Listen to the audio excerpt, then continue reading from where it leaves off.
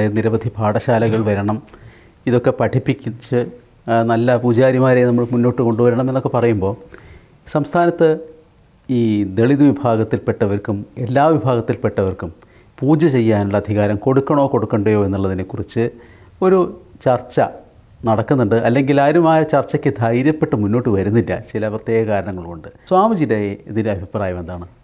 മുന്നോട്ട് വരുന്നില്ല എന്നുള്ളതിനോട് നമുക്ക് യോജിക്കാൻ പറ്റില്ല. കാരണം ഈ ചർച്ച ഏറ്റവും സജീവമായി കൊണ്ടുവന്നത് മാധവ്ജിയായിരുന്നു.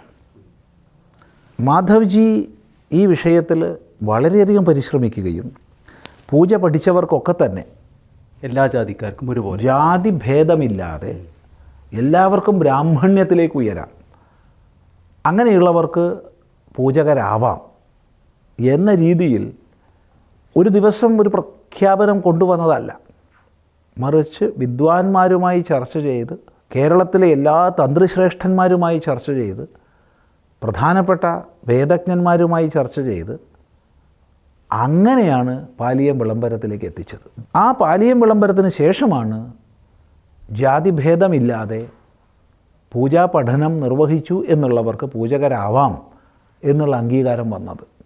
ദേവസ്വം ബോർഡുകളിൽ അത് അംഗീകരിക്കപ്പെട്ടതാണ്.